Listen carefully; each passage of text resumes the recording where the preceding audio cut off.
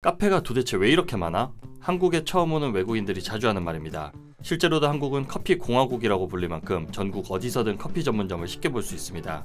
그런데 이런 치열한 커피 시장에서 최근 세계적으로 유명한 글로벌 브랜드들이 국내에서 힘을 못 쓰고 있는데요. 한국에서 적자, 패점이 이어지는 블루보틀과 팀홀튼 사례를 중심으로 분석해 보겠습니다.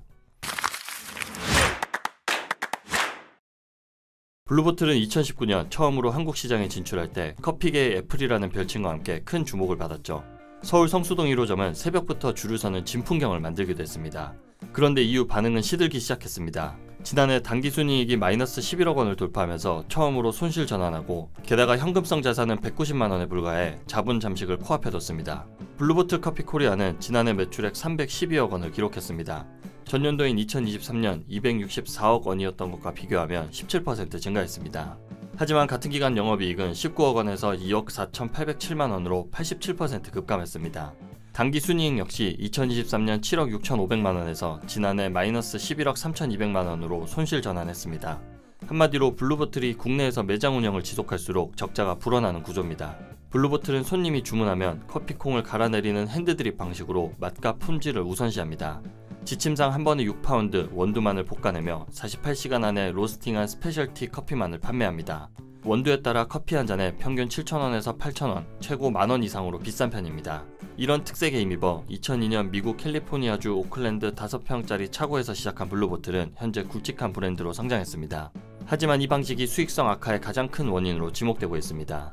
스페셜티 커피 브랜드 특성상 재료 원가 비중이 높아 수익을 극대화하기 어려운데요. 실제로 지난해 매출액 312억 원 중 매출 원가가 114억 원 정도로 거의 40%를 차지한 것으로 나타났습니다. 블루보틀이 국내에서 직영 운영 방식을 고집하는 바람에 인건비와 임차료 지출이 만만치 않은 것도 수익성을 악화하는 이유입니다. 지난해 지출한 인건비만 약 83억 원, 임차료는 29억 원입니다. 블루보틀이 매년 미국, 일본, 홍콩 등으로 원두 매입비나 로열티 명목으로 수수료 수십억 원을 지불해야 하는 것도 실적에 악영향을 미치고 있는 것으로 나타났습니다. 지난해 지급한 수수료만 29억 원입니다. 캐나다 커피 브랜드 팀홀튼을 운영하는 BKR은 최근 인천 청라 지점의 영업을 종료했습니다. 지난해 4월 문을 연 이 매장은 1년 만에 폐점 결정을 내린 건데요. 2023년 말 한국에 첫 발을 내디딘 이후 첫 직영점 폐점입니다. 팀홀튼은 2023년 12월 서울 강남 신논현에 1호점을 내면서 한국 시장에 본격적으로 진출했습니다. 팀홀튼은 캐나다 현지에서 가성비 브랜드로 통합니다. 캐나다 전역에서는 거의 모든 사람이 알 만큼 국민 브랜드인데요. 그런데 한국에서는 프리미엄 전략을 펼치고 있습니다. 아메리카노 미디엄 사이즈 기준 국내 가격이 현지보다 1,000원 이상 비쌉니다. 팀홀튼 측은 국내 소비자가 카페에 머무는 시간이 길다는 점을 고려해 가격을 책정했다는 건데요. 팀홀튼은 캐나다의 전 아이스하키 선수인 팀 홀튼이 창립한 브랜드입니다. 캐나다의 국민 스포츠인 아이스하키와의 연관성으로 인기가 높습니다.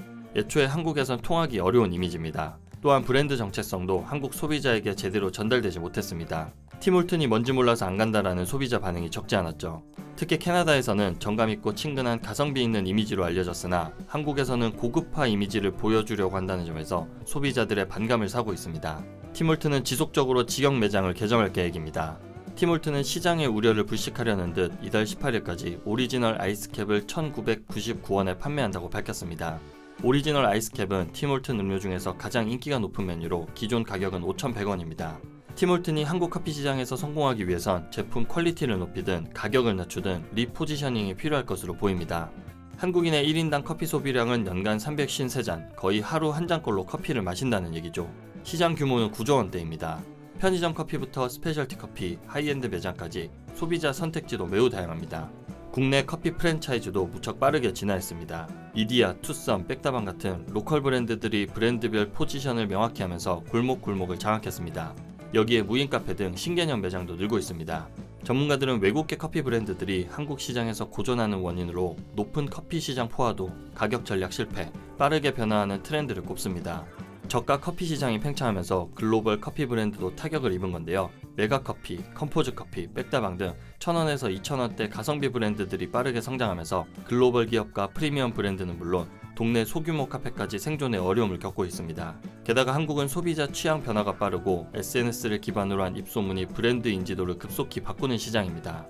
글로벌 브랜드들은 본사 중심의 직영체제와 획일화된 글로벌 전략을 고수하면서 국내 시장 변화에 기민하게 대응하지 못하는 경우가 많습니다. 블루보틀과 팀 홀튼 사례는 한국 시장을 단순히 커피 소비가 많은 나라로만 봤을 때 얼마나 위험한지 보여주는 경고와도 같습니다.